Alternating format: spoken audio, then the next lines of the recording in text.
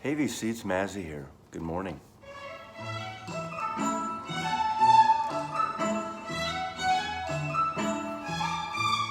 Enjoying your summer?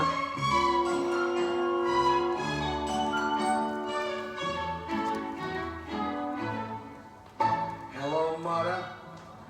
Hello, father. Here I am at Camp Granada. Camp is very entertaining. And they say we'll have some fun if it stops raining. I went hiking with Joe Spivey. He developed. Sometime we all need a little laugh. And that's kind of what this video's about. He got ptomaine poisoning last night after dinner. Do you remember Leonard Skinner? All the counselors hate the waiters, and the lake has alligators, and the head coach wants no sissies, so he reads to us from something called Ulysses. Comedy. You know, I don't buy comedy records anymore. It's one of those genres. You know, you listen to them a few times, you laugh your ass off, and then you kind of file them away, never to be heard again. I started off with Alan Schurman. Look at that great old Warner Brothers label. High Fidelity, Vitaphonic. My Son the Nut. For those of you youngsters out there, Alan Schurman, in a way, was the Al Yankovic of his day, maybe a little more prolific at a time. I think he went from 61 or 62 to about 66, doing these records that recorded live in a studio with a small audience of about, 30, 40 people. And that's why, you get the live strings, orchestras, and the audience reaction, which was really great. And I got into these because my parents bought them. All the Jewish families owned Alan Schurman records. My Son the Folk Singer, My Son the Celebrity, My Son the Nut. A very, typical Jewish in-joke, but obviously they could be Italian families. It's more the cultural, not the religion part of it, obviously. But these were hysterical. I mean, Hello Mudda Fada was a hit, and there was actually a Camp Granada game by Milton Bradley, and then later there was a kids' TV show called, didn't last very long, called Camp Runamuck, but it was based on Camp Granada. But all his songs that he did, he used traditional, classic, schmaltzy music that everyone at the day was familiar with, and just added his take on it. Ratfink, and the song Ragmop. Well, he does Ratfink. R-A-T-T-F-I-N-K, Ratfink. You're Getting to Be a Rabbit with Me, from the You're Getting to Be a Habit with Me. 8'2", Solid Blue. Hail to Thee, Fat Person. I mean, You Went the Wrong Way, Old King Louis. I mean, I'm sure Hungarian Goulash, none of you get this humor now. But I'm just going to showcase some of my comedy records. I don't think I'm going to play anymore, just because all through the 60s and the 70s and the college, how things change. And while we're listening, I'm just going to put a jazz record on. Jazz always seems like a safe bet. And this New Tone Poet by Andrew Hill, fabulous record. This will just be playing. I'll turn it down a little bit. Again, the Tone Poet series are great. Nothing funny about this, so I don't know why I'm playing this music, but why not? I love this record. Beautiful record. Okay, so this is my comedy collection. Oh yeah, I've had more over the day. Back in the day, Steve Martin records, Richard Pryor records. For some reason, these are the only ones I kept. Cinematically and comedic? Oh, by the way, I got a new hat. Mazzy's new hat. Some people ask where I get my hats, various places, but there is a chain. I just say chain, that sounds kind of tacky, but a group of stores originally based out of San Francisco called Goorin Brothers, Goorin, and they have shops scattered around the country. That's one good place, but I go to Independence and others too, but this is a good summer hat. This is called, the color is sand, and it's called Dean the Butcher. Dean the Butcher is the hat. By the way, if anyone wants to send me hats, I wear a size 7¼ basically a medium. There you go. So, Woody Allen, my favorite comedian of all time, and one of my probably top 3 favorite filmmakers. I'm not getting in, you know, his stand-up comedy stuff was amazing. So, one of his, it might even be his first album, on the Cool Picks label. These two are basically the same record. This is a comp of his nightclub years, Woody Allen nightclub years. And then this is another version, a reissue of the same album. So you can see, type. Liner notes.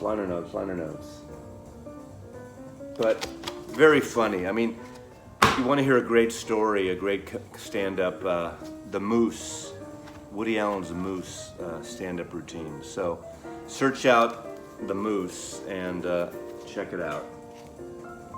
So it's Woody Allen, there you go. Okay, other, you know, great stand-up, political, social commentary, not for everyone. You may have seen the movie Lenny with Dustin Hoffman playing Lenny Bruce, but this is his infamous Berkeley concert. Socially relevant in a unique way. Some don't think it's outright laugh stuff, but there's something about him. If you watch cable shows, The Fabulous or The Marvelous Mrs. Maisel, there's an actor in the first couple of seasons that there's a guy who plays Lenny Bruce. Anyway, now, controversial now, but not too controversial all the time.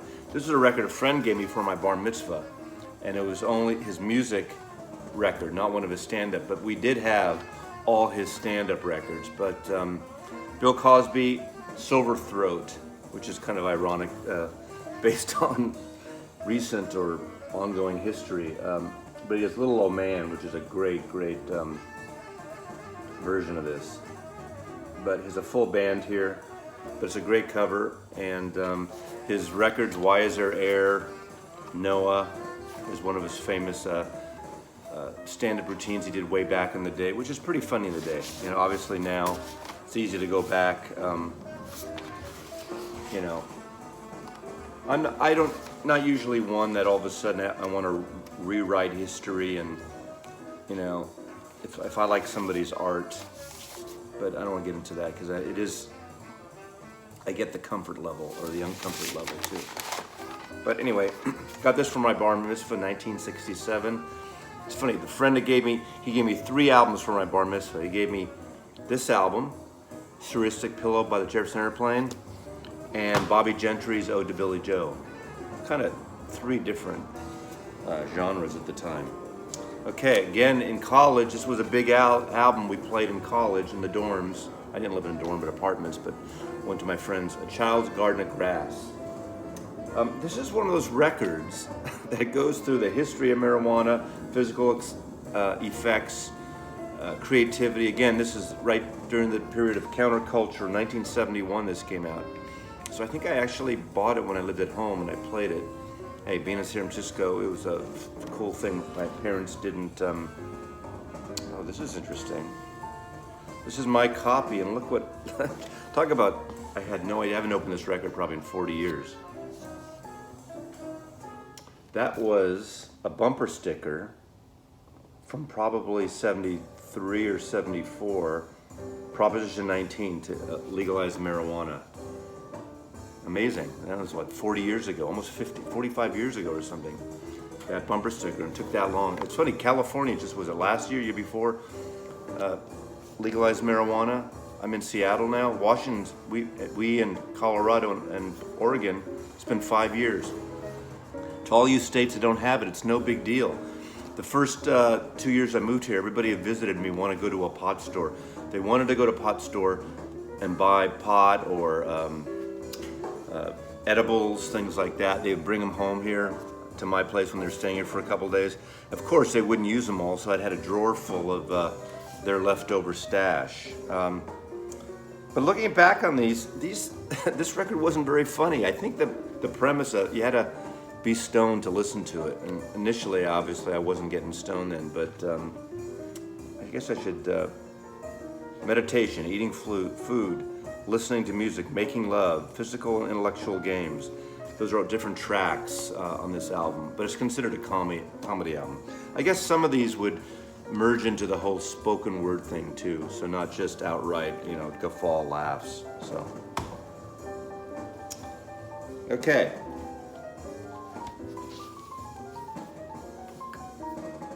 The Firesign Theater, comedy troupe, radio drama, overlap between radio drama and comedy, not, again, jokey concepts. They did a series of albums that the more you played in college dorms, this is the day again when everyone was sitting around smoking pot and playing rock and roll records. They were sort of the rock stars of the counterculture comedy area on Columbia Records. So, the Firesign Theater presents Waiting for the Electrician, or someone like him. And these are Philip Alston, Dave Osman, Peter Bergman, and Phil Proctor, and their legacy lasted long beyond the Firesign Theater. They put on a lot of albums, and again, they're like radio drama, and they're amazing. Some got known more than others. This was a big one back in the day in the early 70s, late 60s, early 70s. Don't Crush That Dwarf, Hand Me the Pliers.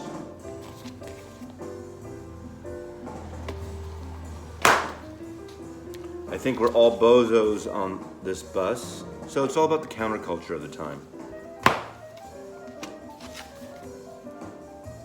Lennon Marx, Firesign Theater. How can you be in two places at once when you're not anywhere at all? Very politically astute, culturally astute, socially. Great stories. This has the further adventures of Nick Danger, which is based on a noir radio play. And these are the kind of records that the more you play, the better they get. I have no idea how contemporary, millennials and whatever the generation is now would sit and pay attention, take the time to listen to these records, because these are the kind of audio stories and plays and things you'd have to listen to over and over again, and you got a lot of value in listening to them over and over again. They were great, great, great. Not Insane, Firesign Theater. The Giant Rat of Sumatra, again, like noir radio plays. Hysterical, again, multiple playings.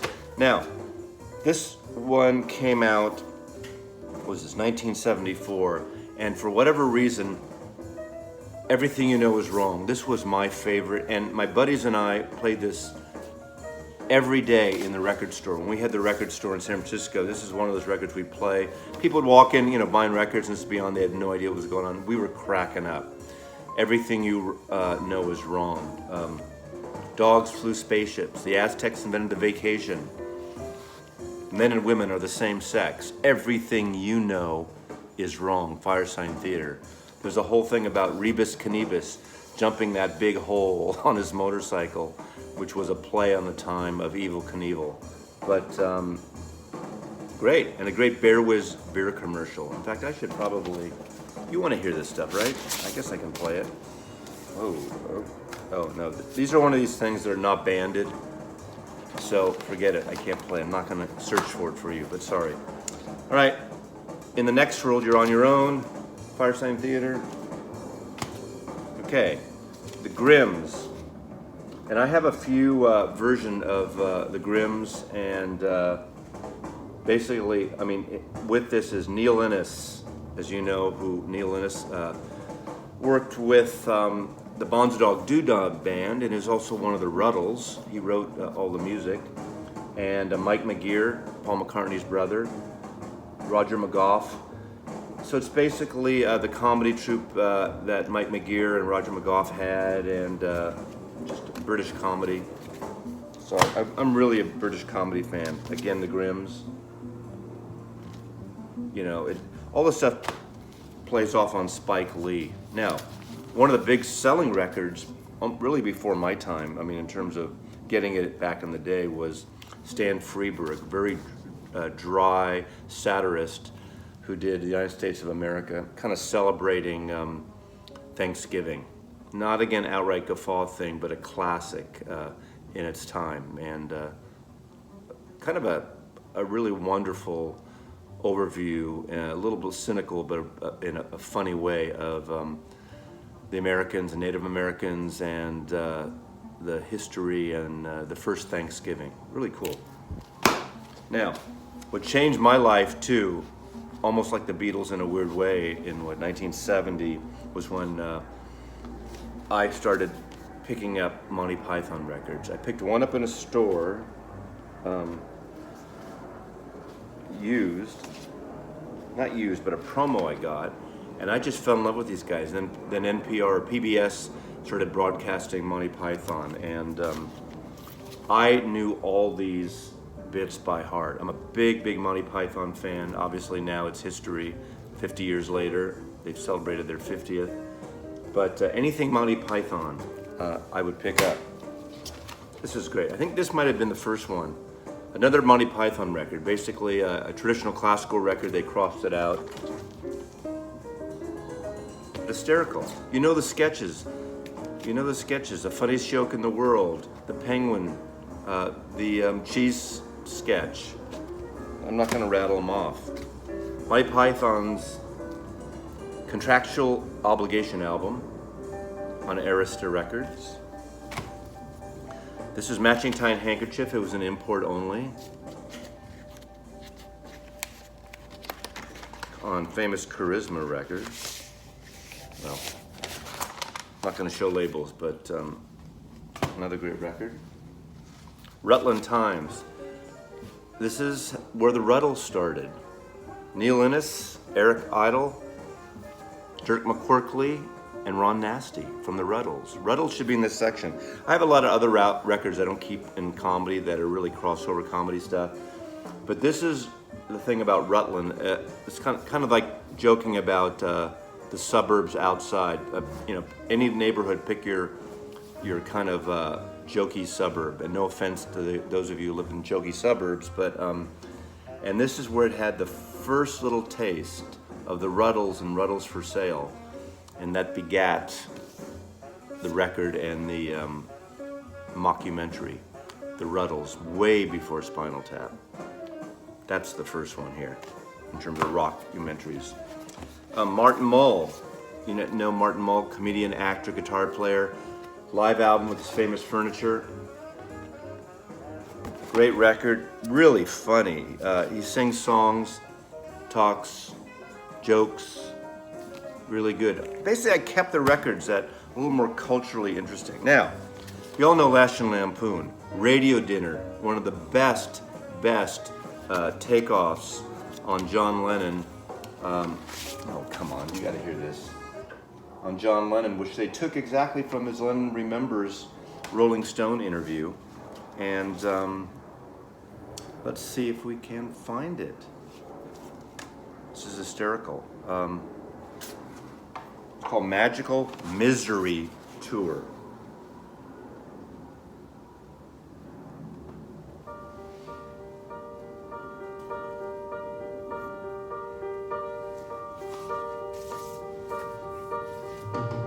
I resent the longing for your fuckers. Tell me, what do you know?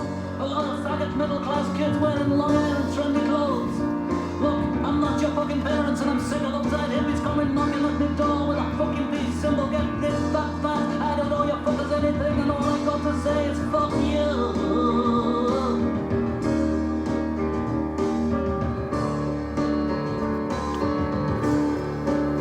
The sky is blue. That's Tony Hendra, who played the manager in Spinal Tap. And Mick Jagger, I think the mix a job with all the stupid fucking dancing. I always did. Wiggle Where does he come up saying all those topic things about the Beatles? When every fucking thing we ever did we tried to copy, and you know we even wrote his second fucking record for another Stones all in the same fucking class as the Beatles, either music wise or power wise, and never ever was.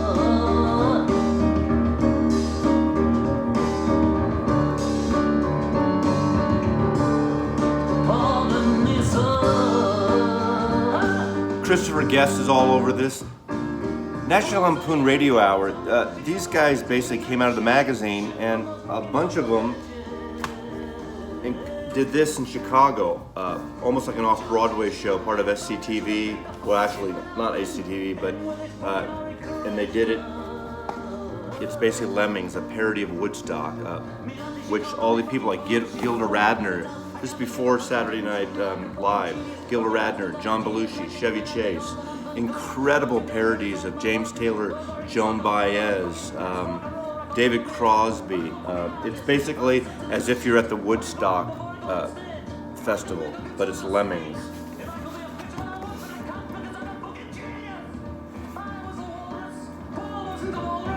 I was just saying that to be nice, but I was actually the chorus.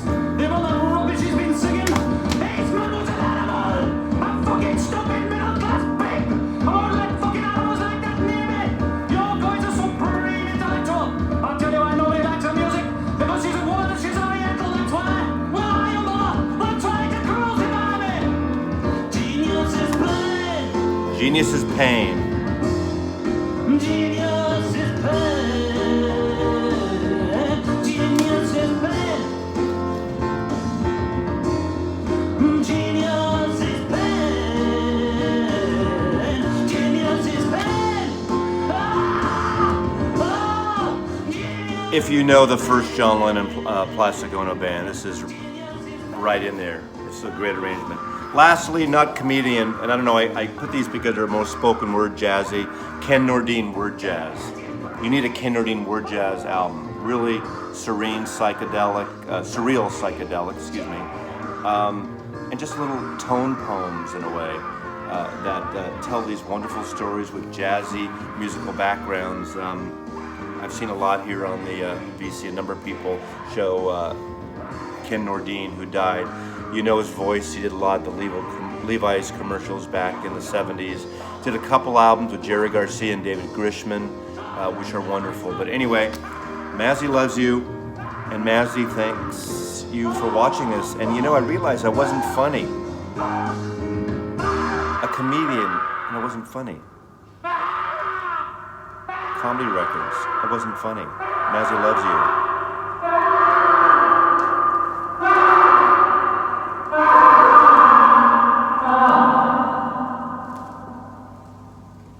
The dream is over.